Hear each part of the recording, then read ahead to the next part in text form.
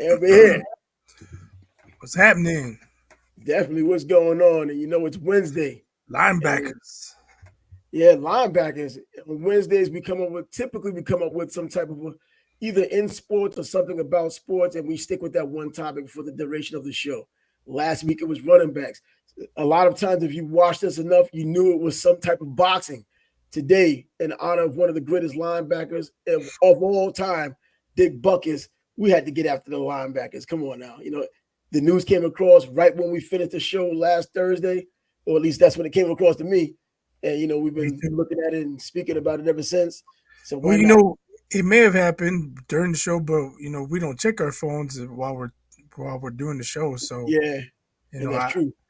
I think I saw it maybe 30 minutes before kickoff Thursday night. Yeah, I mean, as soon as we got off, I just happened to check and it says Dick Bucket. That's when I text you about it. I was like, oh, snap, Dick Buckets.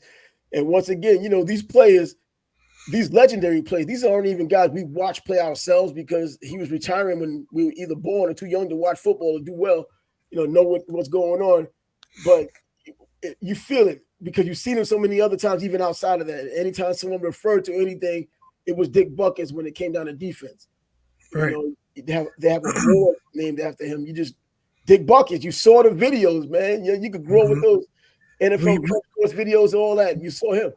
I feel we gotta give a shout out to NFL Films because NFL Films has brought past football greatness to That's true. us growing up as kids and even people coming up behind us.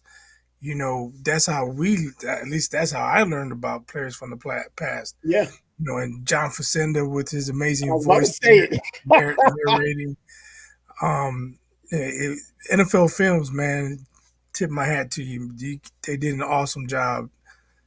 And I hope there are people out there, younger kids now, because they seem to be so lost with what's going on today. Even the ones who follow sports, they're not looking back, way back to, they're looking at the here and now.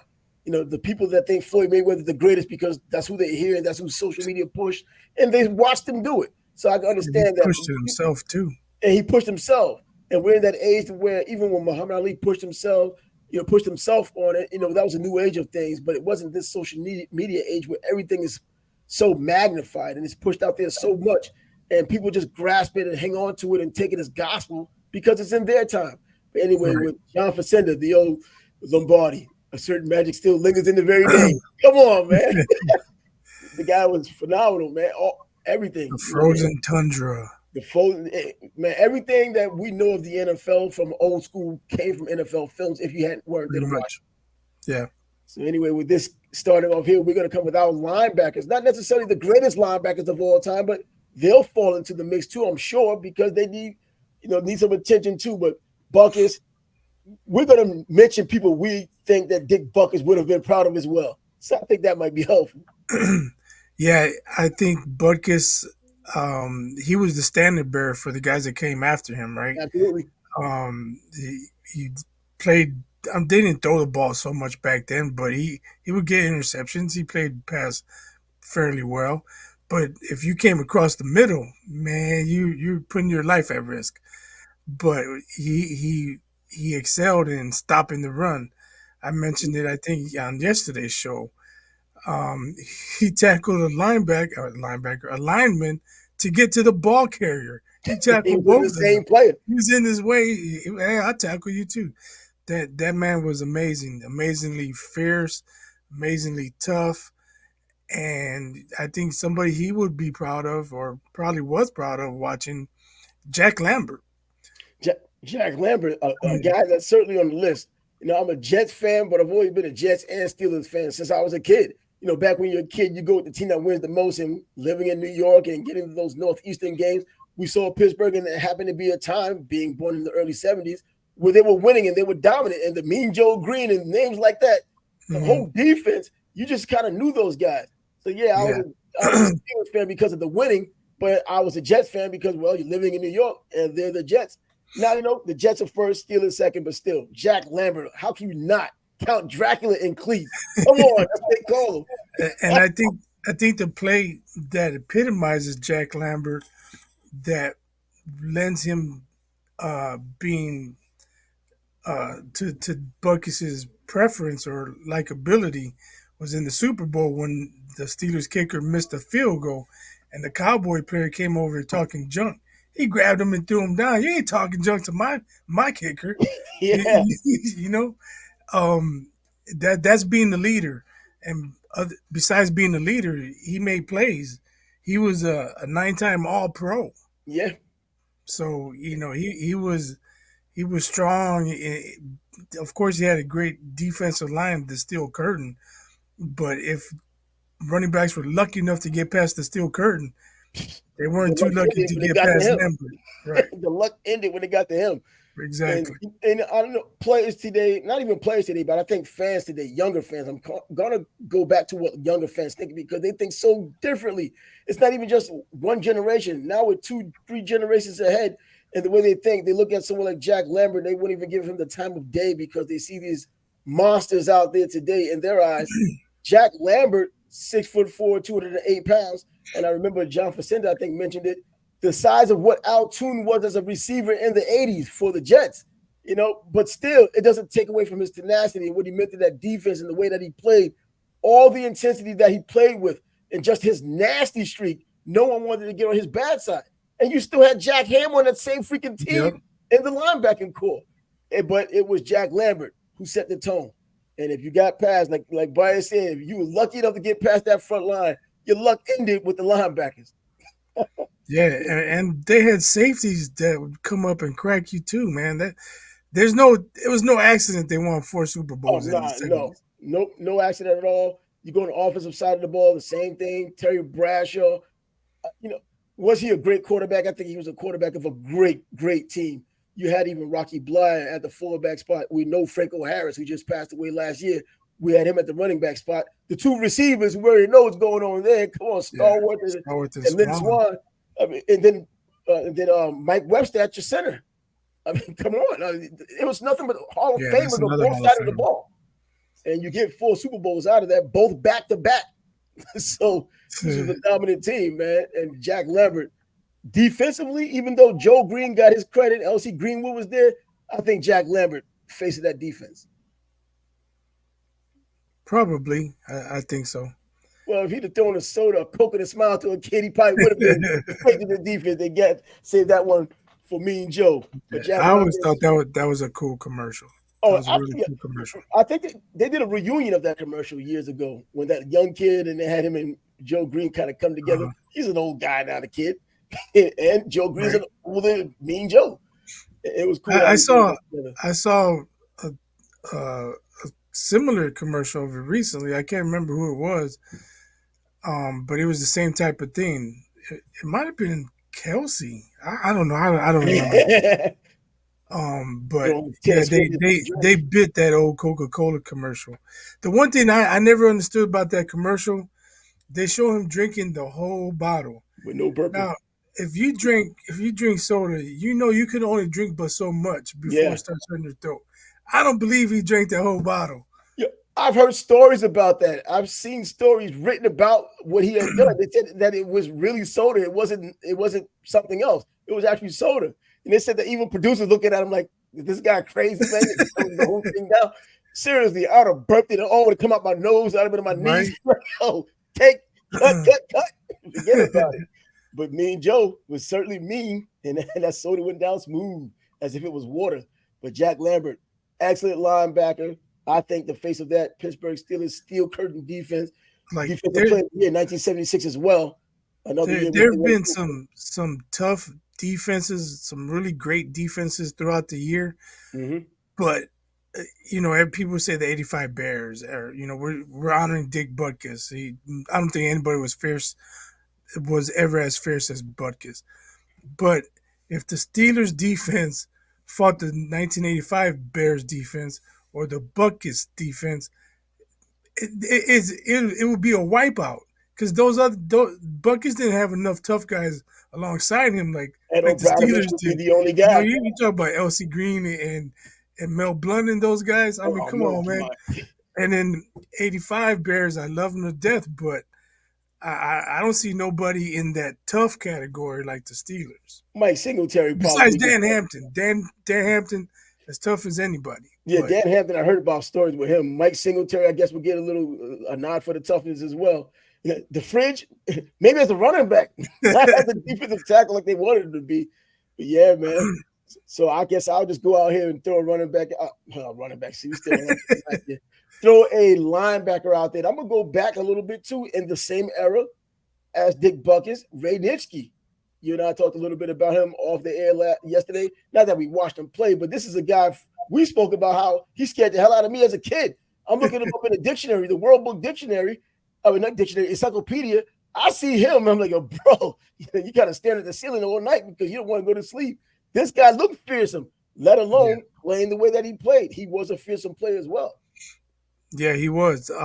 But he was the one that got hit in the balls twice by Crew in the longest yard. So if you're not sure who Ray Nitschke was, that's him. The one who he just threw the ball straight at his balls and everybody came and piled up on top of him. But See, as a player, Ray Nitschke was as tough as they come as well, man. That dude, he'll take your head off. yeah, he looked the part. He looked scary. Count Dracula and Cleese, like we just talked about with Jack Lambert. This guy was just mean and nasty looking in cleats, out of cleats. But I hear he was a nice guy off the field, but he only needed to be bad at a time when NFL players were tough, mean, and nasty. That was in the 60s as well, in the 50s a little bit. And with him, 5 championships before Super Bowls came around. Well, when they started doing Super Bowls, he picked up 2 of those as well. The first 2 with the Green Bay Packers. So that's Mm-hmm. my guy right there to lead it off after you have Jack Lambert, Ray Nitschke, the Green Bay Packers.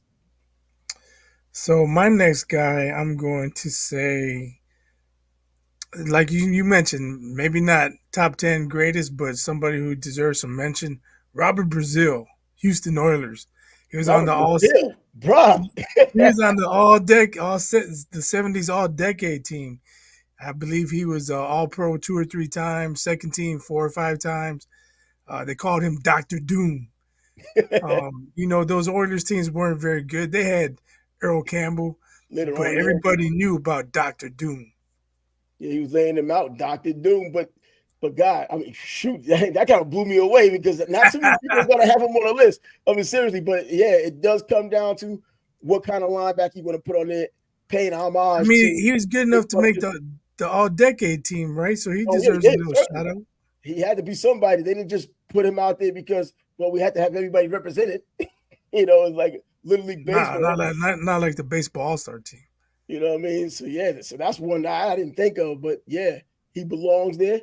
And I think if anybody you come up with within reason would be someone you put on Right. the list. You would Now say, again, we're not ranking these guys. This oh this no, is not we're our not ranking top these five guys. or top 10.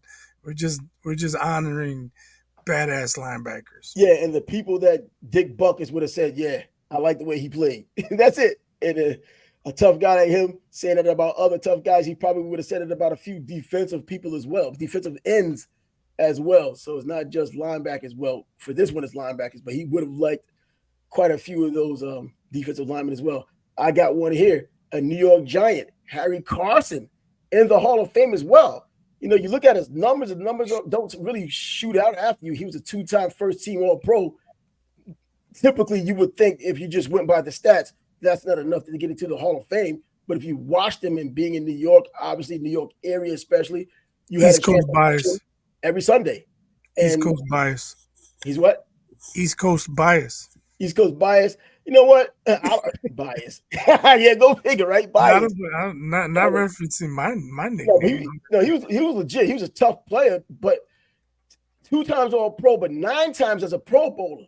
So he's been recognized as a top player, and he was. He was a top player with that Giants team. Now everything changed when Lawrence Taylor got there. Yeah, but because the big names on that defense, George Martin played the defensive line, and he played linebacker. And then Lawrence Taylor came around and just pretty much owned everything. Yeah, but yeah, Harry Carson, somebody had to throw out there. That's back when he had come from an HBCU, South Carolina State. And that's back when HBCUs had all of the talent because of obviously segregation, from a little further back when he got played. So getting talent from the HBCU ranks back then wasn't anything new. In fact, I think at one point almost 10% of all Hall of Famers were from HBCUs up until recently when they kind of just threw everybody in there because of COVID. The number got pretty distant. but Harry Carson, someone I threw out there. So you went middle linebacker. I'll go Mike Singletary. Oh, He was the captain of that 85 Bears.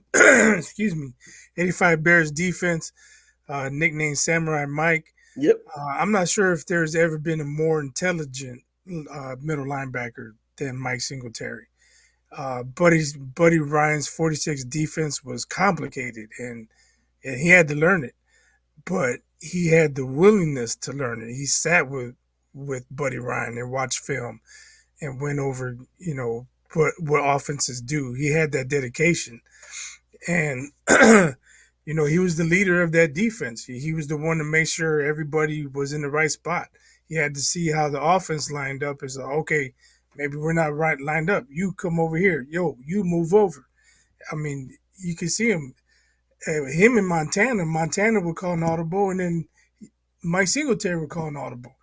Joe Montana would call another audible. Singletary would call another audible. Montana would call a timeout. It was crazy. Playing Um, chess. yeah, he was on top of it. You know, people give Manning so much credit for all the film he watched. I think you got to give the same credit to Mike Singletary. He was the same thing. He was diligent about watching game tape. But not only that, he was an 8-time Pro Bowler and he was Defensive Player of the Year Yeah. twice. Yeah, and you think about where he came from. He came from Baylor, obviously. They talked about the cracked helmets, which he was doing down at Baylor. But then Buddy Ryan was looking at him as a fat kid when he first came. I heard this stories about how he thought he was just a little fat kid. And Mike Singletary was almost repulsed that he thought that way. He was like, "Are you kidding? You call me a fat kid? I'm supposed to be one of the best players out there coming from Baylor." And he was like, "Man, you're not even 5'10", 5'9", or whatever like that." And kind of, throwing shade at him. And But Mike he had to Singletary took it test him. serious. But he had to test him. Buddy did test him, and Buddy's as old school as they had gotten. A war veteran. If you watch Buddy and just saw how he went about his business, even in his interviews, no nonsense guys. You see his sons as they came up with Rex and his twin brother. You see how they came up. But Buddy Ryan, if if he could, especially for rookies, he wasn't giving rookies any slack. And back then you didn't have to. Now you got to coddle them. But back then he talked all that nonsense to Samurai Mike, and Mike became that player that he is, trying to prove Buddy Ryan or try to make Buddy Ryan proud, I think he said. And Right. hell, he more than did that. Yeah, he sure did. Like I said, he was the leader of that defense on the field, and he performed at a high level. I think if you were around watching football back then, Mm-hmm. you cannot remember the fourth down against the Rams in the NFC Championship game when he just stopped Eric Dickerson in the hole, stopped him short. Like, nope, no first down for you. We're getting off the field. Um, yeah, people can say, well, Dickerson was this, he was soft, or blah, blah, blah. But Dickerson was 6'2", 200, whatever pounds. 15 pounds, Yeah, yeah. yeah, and he used to run people over, but he wasn't running over Samurai Mike. No, Mike, he came with everything. The intensity he showed in the games, a lot of the intensity we've been talking about with other players, but you saw that intensity even carried over for his small stint as a head coach for the 49ers. He wasn't having it, man. That's Can't just play the way with he them. is. Can't win Can't without play them. with him. Can't do it. Can't You win. know, and I think he needs an opportunity. So if anyone is going to get an opportunity at coaching again, if they want to continue to do it, Mike should get an opportunity. If they're going to do it in college, you see how college football is right now. And we were talking about Mel Tucker earlier this season and what he had done at Michigan State. That's a player, in my opinion, who should have been given an opportunity like that. I don't know about the $95 million contract, but I'm talking about intensity, knowing the game, as intelligent as he is as a coach, how he can relate to younger people. Surprisingly, he doesn't, I guess because he does so much with the ministry, he can relate to younger people. Now, today's people in crisis, can he relate to those young people? That will be decided if he decides to go that route. But Samurai Mike needs another job, man. I think he can get one. Yeah, I agree. I think he deserves another shot. A real shot, exactly. He's learned his lesson. I mean, there's a learning curve, and I think he is as diligent as they come. Put his nose to the brimstone and decided, if the next move is going to be a head coaching job. I hope it is. Maybe a coordinator, but ultimately a head coach. And I wouldn't mind that if it happened for him. So Right. I'll go. I agree with that. So I'll go with another guy out there, and Derek Thomas. So Derek Thomas, obviously passed away young. He was a sack specialist. So many people compare him to Lawrence Taylor, and I think they're so different because Derek was a sack specialist, while Lawrence Taylor just happens to sack you a lot because he was a freak of nature, but he also was known in pass coverage. And when Harry Carson went down, he played middle linebacker, and he was just as dominant then. Whatever Lawrence Taylor did on the football field in his prime turned out to be something good for the Giants. But still, Derek Thomas, a phenomenal player. I think he set the record against the Seattle Seahawks that year. What was Yeah. it, 8 sacks in one game? Just Hmm. he was wearing like a suit, man. The dude was everywhere that day. He's absolutely insane player, man. 89 defensive player of the year, defensive rookie of the year, coming out of Alabama. I remember that year before when they played Miami in the national championship game. Actually, it was the Sugar Bowl. Miami got themselves a national championship there, and they had Bobby Humphries in the backfield. He ended up going to Denver, but Derek Thomas, defensive rookie of the year, definitely a solid player, great player, belongs in the Hall of Fame. It just sucks that it ended the way that it did for him. Yeah, it was unfortunate. Yeah, he was somebody offenses had a game plan for. Yeah, You were not going to block him with one guy. If you did, you just expect to uh, 3 and out yeah, because right. there wasn't one guy that was going to block Derek Thomas. Yeah, and he wasn't a huge guy, man. He was just cat quick and big enough, especially for those times. He was a 9-time Pro Bowler. That goes without saying. But in 1990, he led the league in sacks as a linebacker, 20 sacks that year. He was still just behind Lawrence Taylor's record from '86, I believe it was. But yeah, he showed you knew he was on. He was one of those people you had to account for. He's one of those stories you would tell about Lawrence Taylor when they was saying that, how the quarterback like Ron Jaworski would look around and he calls a timeout because he couldn't find Lawrence Taylor just to Yeah. see him on the sidelines. Like, I'm not even on this play. They had to account for him. Thought they might Yep. have missed him. So Derek Thomas, that's one dude I threw out there, and I think rightfully so. He deserves it. Yeah, And definitely. the Bucks would have been happy with that. Derek Thomas was a great football player. I'm going to mention Junior Seau. That guy's motor was incredible, man. Yeah, Um, Very similar to other linebackers we're probably going to mention down the line. He could go sideline to sideline. He was a 6-time All-Pro. yeah. It's unfortunate what happened to him. CTE was a major factor with him, but he was the face of the San Diego Chargers for Oh, a easily. long time. No matter how many quarterbacks came through, he was the face, or any running backs. Even when Natron Means was there, when he was there, still the face of the franchise was Junior Mhm. Seau. And he went to the Pro Bowl 12 times. More importantly, he was even a middle linebacker. He was an outside linebacker, man. They drafted him as an outside linebacker coming out of USC, and then he comes into the league as a middle linebacker, showing you how smart he is. Because the Yep. middle linebacker typically is the guy who's going to make the play calls, and he becomes as dominant as he was. He goes to the Patriots and gets himself a Super Bowl there. Pretty much another coach on the team, and Bill Belichick loved that guy. Right, and played injured, tough as hell, man.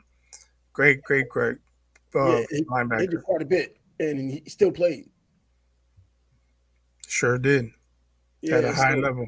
yeah, and Junior Seau certainly belongs there. I mean, I think that we put thought into this. So the guys that we picked, they all belong there. We think that Dick Butkus would be happy with all these guys we named. That's why I think you just couldn't throw any arbitrary name in there for the hell of it. And so we didn't. And another guy I came up with, a guy we just spoke about a couple of days ago, only because I thought he was overrated when he came into the league for a little while until I got a chance to see him in person, going sideline to sideline, being a maniac. And that's Brian Urlacher, coming out of New Mexico. And as a safety, pretty much, they made him a linebacker. He was a bigger safety, linebacker, Hall of Famer, deserved every damn bit of it. I can't even believe that I thought this guy was overrated. When I saw him on that football field, man, live, I was like, damn, you know what? I've been wrong before. This is just another one of those times. Yeah, 54 is my guy. Middle linebacker for the Bears. The Bears are my team. You Yeah, mentioned sideline to sideline. He yeah, could defend the pass. In that Tampa 2, he had to get deep. And I don't know if anybody could do that better than him because of his athleticism and the speed he had. yeah, Not saying he was the best middle linebacker, but as far as being able to do or give flexibility to Lovey Smith in that Tampa too. I don't think anybody was a better fit for that than Brian Urlacher. He won Defensive Player of the Year, I think, in 2002. He's in the top 10 in total tackles. He was four-time All Pro, I believe, first ballot Hall of Famer. Yeah, I know Butkus was proud of him. Another monster of the Midway. Yeah, defensive rookie of the year in 2008 times in the Pro Bowl. And I think you mentioned his athleticism. And I think that showed because he was a safety at New Mexico. You wouldn't think a talent that like that would come from somewhere like New Mexico, but he was as dominant as he was at New Mexico because of it.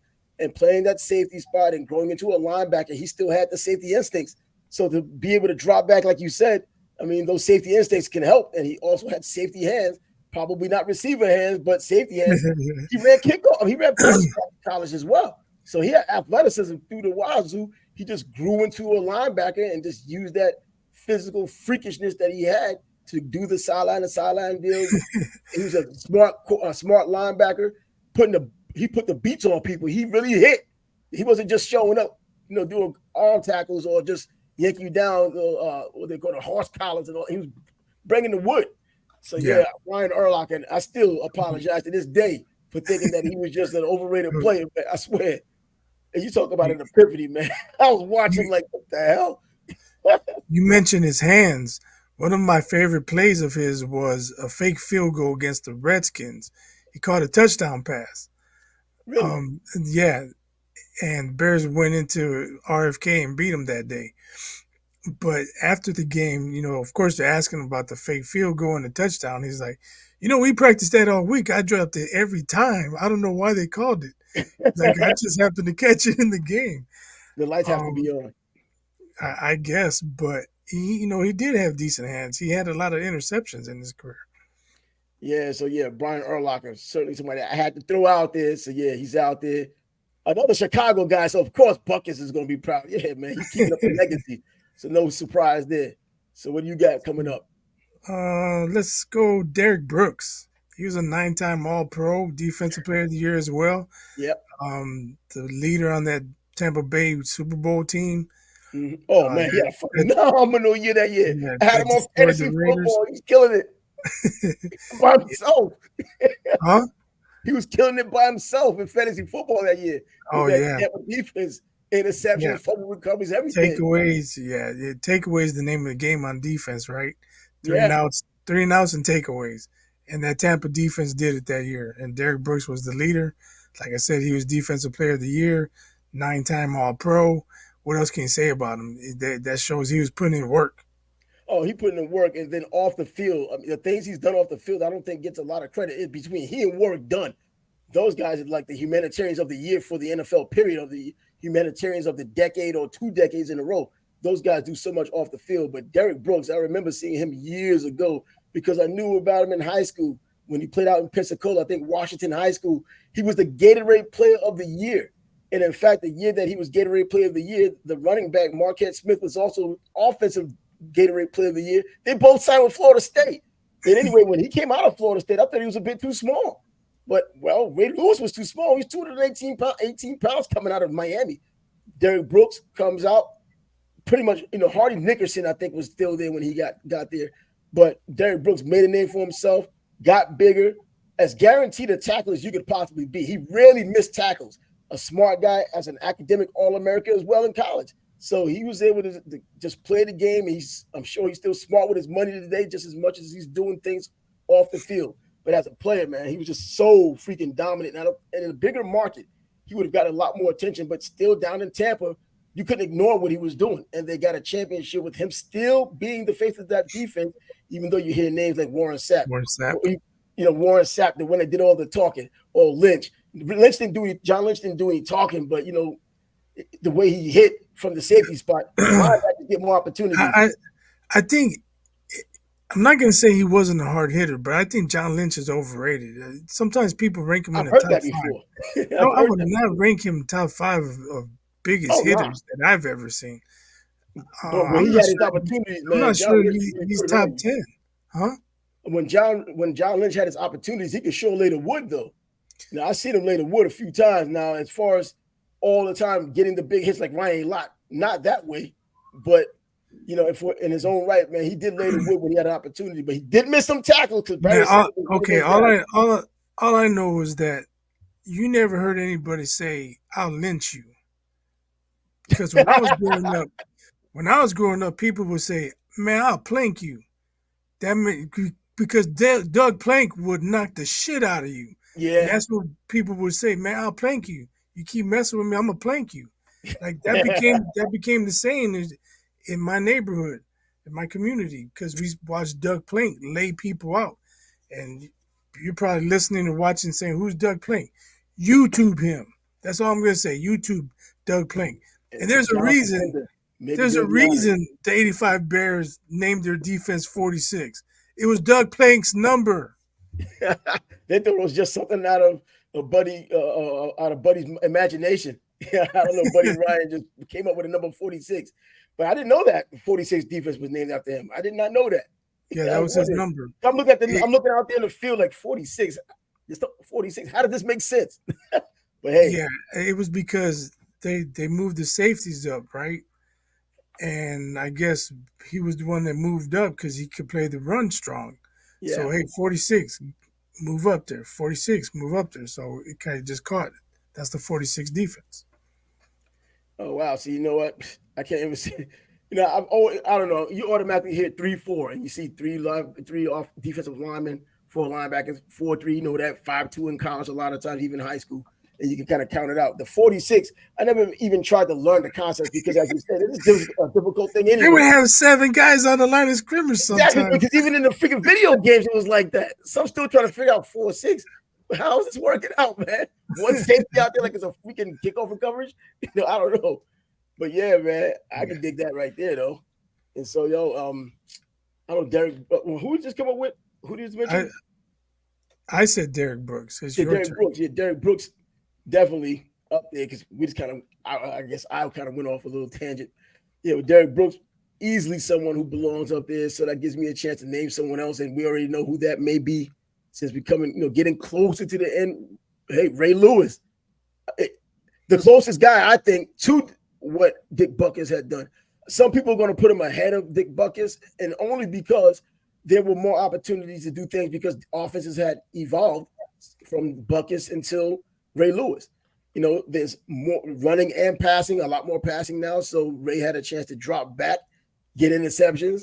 He had chances to stop the run because they're still going to run. But in today's age, they don't run as much anymore. And that's probably why we're seeing running backs like A-Chain averaging over 11 yards of pop. They're not expecting you to use the running backs anymore. But Ray Lewis, one of the scariest guys, according to a lot of NFL players who played against him. 2-time Super Bowl champ, that goes without saying.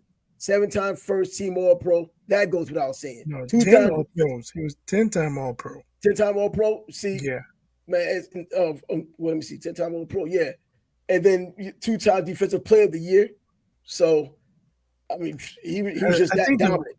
I think the big thing with Ray is his leadership, man. There's so many examples. Like he goes up to what's the receiver's name? Oh, I can't remember his name. He returned the kick. No, I was gonna mention that too, but no, the one on his team that ran the kickoff back in the Super Oh, Bowl. When he went up to him and he's rubbing him, saying, "You're gonna do something good. You're gonna do something good," and then he runs a freaking kickoff back for a touchdown. I mean, yeah. You when put have you fear in seen them. that happen? When have you seen that happen before? What other time? But you talk about Ocho Cinco. That's a funny story. You hear Yeah, Ocho I know. Cinco on the sideline. Man, I tried to hit Ray. Ray didn't even see him coming. He ran into him and He he just just ran into like dropped. a wall. They went Exactly. about his business to go get the Yeah. play. And Ocho Ocho Cinco Cinco should have making up put a all little these more stories. force. He ran into him. He should have put a little more shoulder and force into him. He might have Might have been got able. injured, man. He might have been able to nudge him a little bit instead of just falling to the ground like he got shot. Man, it was like one of these elephants swiping away a fly. That's how it was. He ran into him by accident I'm not or sure his Ray face even on felt it. purpose He was so focused on what's on the going play. on. Yeah. Yeah. Because he hits him and then just goes on to the play. And Ocho Cinco down there, and between the time he got up and got to the sidelines, he made like 3 or 4 stories on the way over there. I was going to hit him. I was going to do this and that. He did this to me. But getting back to the leadership, and I mean, Who ends their career in the Super Bowl with a goal line stand? You know what I'm saying? That's Ray. He led the Oh, league in tackles 3 times. He's always there. Middle linebacker, the consummate middle linebacker. God. like I don't believe that happens if Ray Lewis he was no longer the player he used to be, but he was still the leader, if not a better leader than he Oh was yeah, the prior. spiritual leader on the team. Yeah, I used to hear the stories in between games of him getting blood drained from his back before playing. Blood drained from your back, man. that's That'd have been crazy. calling it a career, man. And it wasn't just 1 week or 2 weeks. It was for some time you would hear something like that. Like, that's insane. But once again, led the league in tackles 3 times. And then, as far as linebackers go, I know this is new age linebackers that are in the pass coverage, but 31 interceptions? He's doing better than some safeties. Yeah, He had 6 interceptions in 2003 alone. So, another year in which he got the MVP as well. But yeah, and hey, he's I think fourth all time in tackles so I think, for linebackers. yeah. So I wouldn't now, if you're the one, if you're the top tackle for linebackers, you're probably going to be the top tackles among everybody else, unless you're linebacking and your Yeah, offensive defensive line is so bad that your safety's that's leading the true. league. But That's true. do you think he's the new standard bearer for the linebacker position, or do we still have Butkus because of the memories and he's already set the standard? But has there been anyone? I guess Ray Lewis would be the one that you would say whether he did or did he exceed what Dick Butkus had done. Statistically, we can say that, but the game has changed because of it. Yeah, I have to agree with that. I don't know, especially of his generation, who was better than him No in one. his generation. And we're talking So about Junior Seau. you can go back. He's up there, but Junior wasn't better than Ray. Oh, no. But you can go Ray, go back to we're talking middle linebackers, Yeah. back to Singletary, Mm-hmm. and then maybe Lambert, and then Butkus. Well, how about Chuck Button-Eric? That's another one. A Before my linebacker. time, I heard of him, but Way old school before linebacker. my time, I can't really speak on him. Exactly. The only reason why I can speak on that is because of the way they kept showing him knock out Frank Gifford. And Frank Gifford didn't like seeing it anymore. That's it. 1960, he knocked out Frank Gifford, and they played it often. And Frank Gifford was like one of these guys that probably would leave the room every time he played it. So, my grandfather was a Giants fan, and he liked Y.A. Tittle, the quarterback. But the Chuck Bagneric hit was what I remember. Just videos. It's not like I watched the videos. I We'll wasn't have to born. YouTube. I don't remember seeing it. Yeah, we knocked him unconscious. Frank Gifford knocked I'm on sure conscious. I saw it at some point. I just don't Yeah. remember. But anyway, laid him out, and that's the only reason why I got him on here. Even though his numbers look good, especially for at the time that he played. 10-time first team All Pro, 2-time NFL champ in 49 and 60 before the Super Bowls came along. So, yeah, Chuck Bagneric, I just had to throw it out there because of Frank Gifford, and he didn't like it. So we're talking about people getting knocked out. I gotta mention Wilbur Marshall. Wilbur Marshall, Wilbur yeah, Marshall. Washington Redskins. He's known for laying people out. Dickus says, and it's an exaggeration, it's hyperbole. He says, but he thought he killed the Lions quarterback. Bro, But I mean Wilbur Marshall. that's a hit that is shown from time to time. Still because it was such a great hit. That quarterback's running to the sideline. He didn't get rid of the ball early enough because Wilbur lit him up. But he was part of that '85 defense, Mm-hmm. um, and he went to Washington. I Washington, think he absolutely. wanted at least one, if not two, more Super Bowls. He was a very, very good player. I think he was All Pro twice. You go into his area, he lines you up. You better duck.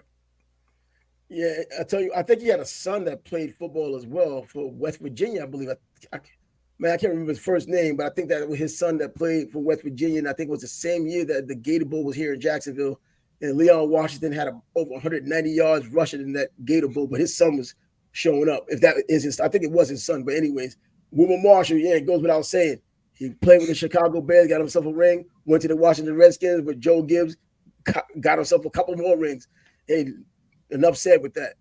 So who do you have coming up? Well, you did mention Wilbur Marshall, and I got some guys on here that I don't know. The stats probably aren't that great, but they are Hall of Famers. Or in this case here is a Hall of Famer. Zach Thomas, another one of those undersized linebackers, just got into the Hall of Fame, but he Oh, deserved it though.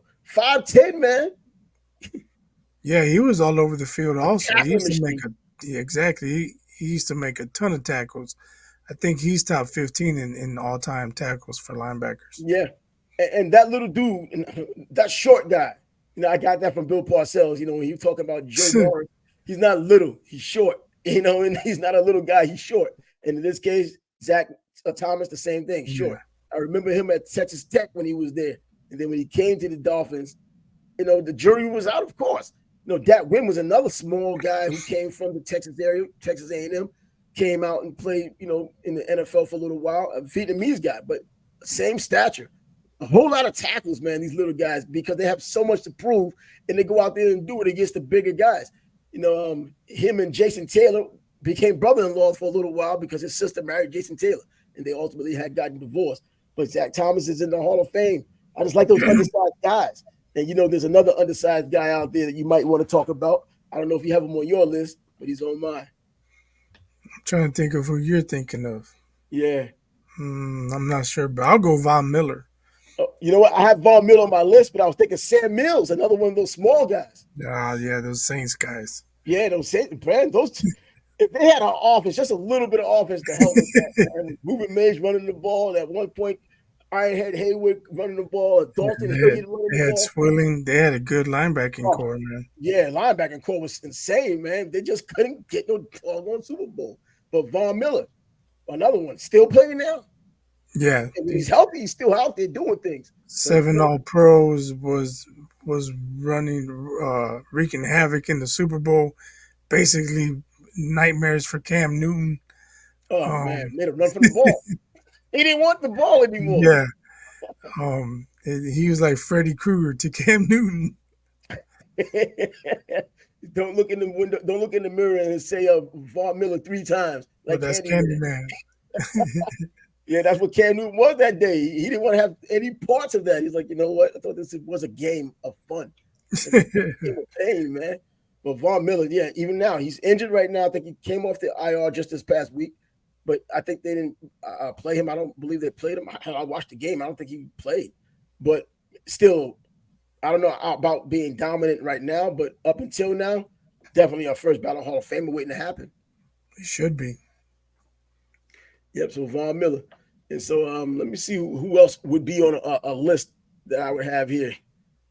Well, you know what? How about Terrell Suggs? Was he a linebacker? Yeah, he was a linebacker. It just happens to be the 3-4. So Okay. it made him outside, made him like a defensive end. When he was at Arizona State, kind of the same thing.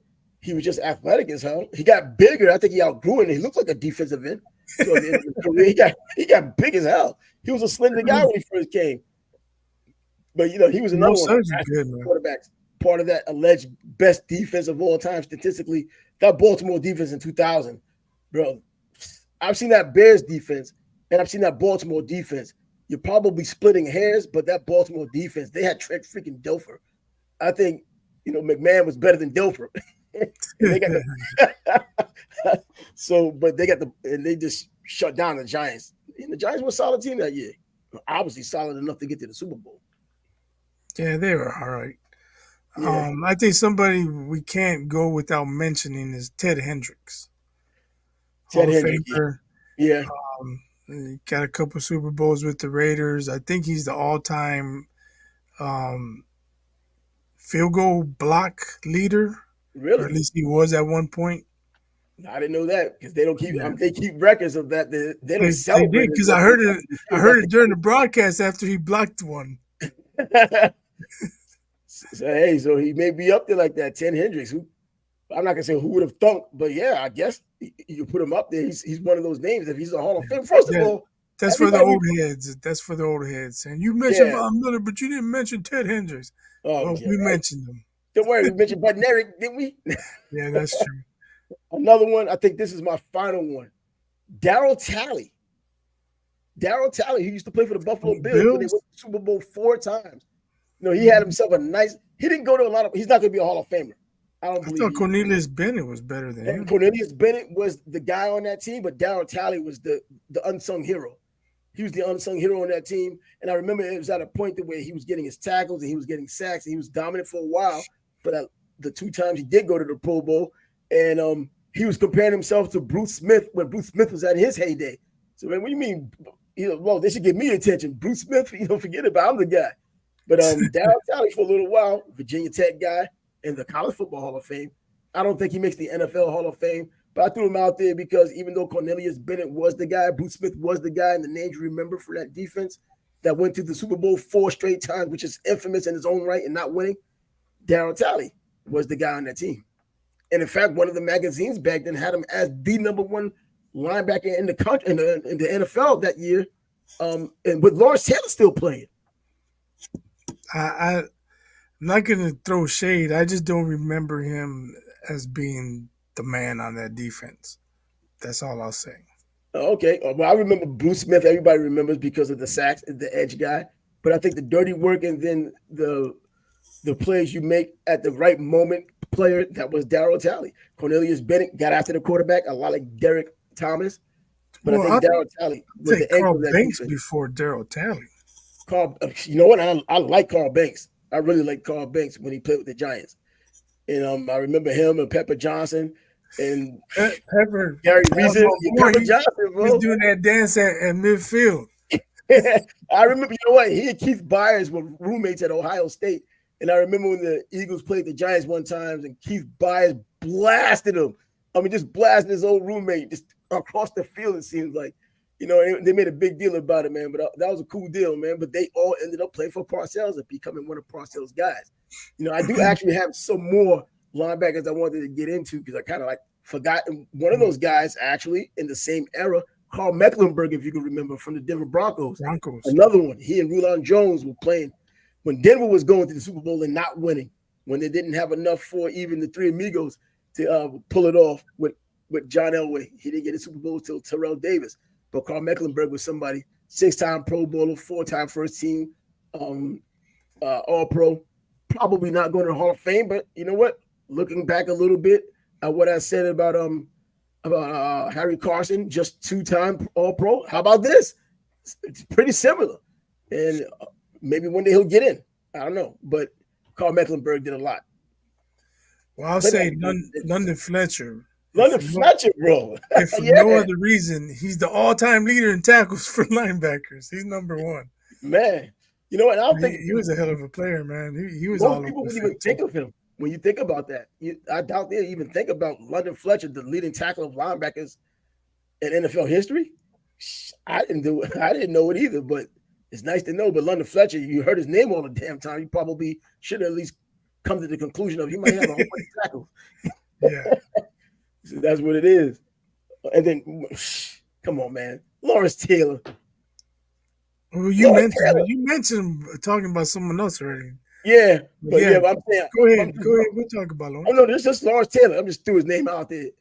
He speaks for himself. And for those of you who don't know, just get a YouTube video and watch Lawrence Taylor. There's so many of them out there because when I get bored, I literally watch Lawrence Taylor videos, and I'm a Jets fan. So who else am I going to watch? But if you call yourself a football fan and you don't know about Lawrence Taylor, you're not a football fan. No, you're fake news and fake football fan. That's what it is. and Lawrence, I mean, come on, man. Is he the guy that broke that guy's leg in the movie The Blind Side? Is that guy? See, that's what I'm talking about. And you'll get people like that because now in this day and age with social media, where people can hide behind their computers and not be around a round table and get ridiculed the way they should in live time and in person, you'll hear them say that he's overrated. Jerry Rice is overrated. Are they just looking for attention, or are they looking to get harmed on their way home? Low self-esteem, looking for attention. Gotta be, man. There's no way you can say any parts of Lawrence Taylor was overrated. You can talk the nonsense about the drugs. Well, these drugs are supposed to slow you down, but he got even better. So stop. But anyways, that's my Lawrence Taylor spiel. Yeah, I mean, we talked about Urlacher going sideline to sideline and say being all over the field. Taylor was doing it first. And he was terrorizing quarterbacks and blowing up running backs, and tight ends couldn't block him, and tackles and tight ends couldn't block him. Nope. That dude was incredible, man. It was a video game. The way these pretty people make much. these super freaks on video games these days and say, look at the guy I created, look how he's killing things. That's what Lawrence Taylor was doing. When you literally see almost every play, three guys trying to block him, he's throwing them around like rag dolls and still getting the quarterback. Yeah, Bo Getting Jackson and intercepted. Tecmo Bowl. That was Lawrence Taylor in Oh, real life. Tecmo Bowl. Yeah, and I remember him at Tecmo Bowl when that guy could block. He was like the only one who could consistently block the extra point. And it was the year that he had the 21 and a half sacks. Every time this guy could block the extra point. And the only problem I had with that Tecmo Bowl game was the only player who could just fling Lawrence Taylor was Herschel Walker. Before he just touched you, you fall down. Herschel Walker was the only player on the game that Lawrence Taylor goes after. He bounces off of him like it was Kevin Mack. What the hell's going on here? But It had to be one of the programmers who put that in there. Just like NBA Jam. NBA Jam, it was a Pistons guy who programmed it that if the Pistons were playing the Bulls could never hit a game-winning shot in the game. What did they be thinking about, man? You think with all this information they have, they can just put it in there where it belongs and let it play out. But no, they have to rig something, throw a monkey wrench in, have some ridiculous outcome that's probably not reality. Well, it's a video game. Is it really reality? Let it play like 10,000 times. Well, how petty, man? How petty can you be? Well, they're that petty. Do you have any more linebackers to throw out there, or is this the conclusion of our linebackers? I think just to name a couple, people are gonna say, "Well, how come we didn't mention this guy?" Kevin Green, James Harrison. Green. Yeah. James Harrison's a freak of nature, man. That dude, man. In the weight room, man. That guy was sick. Yeah. Kevin Green, whether it was the Steelers or Carolina, the guy got after the quarterback, specialized, and he passed away young, man. That's another thing that was surprising, that he passed away so young. Oh man, there's so many linebackers out there you could have pointed to, but I think the ones that we named, and even Darryl Talley in my case, I mean, for that moment in time, he was considered a top linebacker. Yeah. One more I got to mention is Levante David. He's already top 5 or top 6, 7 in tackles, and he's still playing. Still playing. About how long do you think? How much time do you think he has to play? Another 5 years will get him the record. At this rate, I got to look at the numbers. I'm not sure how far away he is, but I know that dude's all over the field, man. And of course, he's from Nebraska, so I gotta give him some. I see that little incentive there. Well, you mentioned Miami, so I'll mention Nebraska. Miami? When did I mention that? When you were talking about Derek Brooks, you brought it up. Derek Brooks. You worked it in somehow, man. Yeah. Derek Brooks went to Florida State, but he still managed to mention Miami. Strategic out here. But you didn't mention it when we talked about Ray Lewis. Hey, Ray Lewis is a Miami your opportunity. Bartow, Florida, but either way, yeah. So I think this will bring a conclusion to our linebacker show, paying a little homage to the great late Dick Butkus, the Chicago Bear legend. Not only that, Illinois, playing high school ball in Chicago. Come on. Nitschke did a lot of the same things. He wanted to go to the Bears, but he ended up going to the enemy of the Bears, the Green Bay Packers. But Dick Butkus, from beginning to the end, a Bear all the way through. Yeah, let us know in the comments who we forgot or who we should have mentioned, or if you like the guys we did mention, or whatever. Just give us some feedback. Incidentally, though, as far as Dick Butkus goes, remember, he was on the All-60s and the All-70s team. The only reason why I mentioned that was he only played until 73. So 3 years of that 70s, he still did enough to where he's in the All-70s team. We talk about making an impact, a lasting impression. Man. Indelible impression. Yeah, and they weren't just giving you things. He had to earn that spot. They didn't just do it because you were just a big name to throw out there, because there were so many other big names at that moment they could have put out there just with that Steelers defense alone. But anyway, we'll end it right here, and we'll be back tomorrow because there's a lot to talk about. There's baseball still being played, or for some others, it won't be played after tonight. And last night there was some more baseball that would not be played. Basketball finally heating up, even though it's preseason, giving us a chance to see some of the young guys. And then you're giving some of these the veterans making their debuts. I think that Giannis is making his debut tonight, but we'll talk about all that tomorrow. I'm Trav. I don't know if we will. It's preseason basketball. Still not liking it? If there's a story, I mean, Chet versus Wemby, that's a story. Yeah, that was a story. That's a budding rivalry. You can see them, as long as both are healthy, they're going to be playing each other for 8 to Yeah. 12 years at And least, right? Boncaro, we can't forget about him. Boncaro from Orlando, even though it's not in the West, they'll get their opportunities because it was supposed to have been Chet and Boncaro trying to get it together. Chet got hurt, but now he has a real playmate in Wemby. So those two will be going at it with Oklahoma City and San Antonio. Oklahoma City, as you mentioned yesterday, the better team, but you know what Pop can do, and you know which Pop can do with players as they want to start playing for him. And they use this as the keystone, Wemby at the keystone of their team. See how that turns out. But yeah, the battles will be pretty fierce between these two young guys, and we'll get to talking about it because basketball is right around the corner. College basketball too. But until then, we'll be back tomorrow with another episode of the Sports Bag Bros podcast. I'm Trav. He's biased. Deuces. Peace.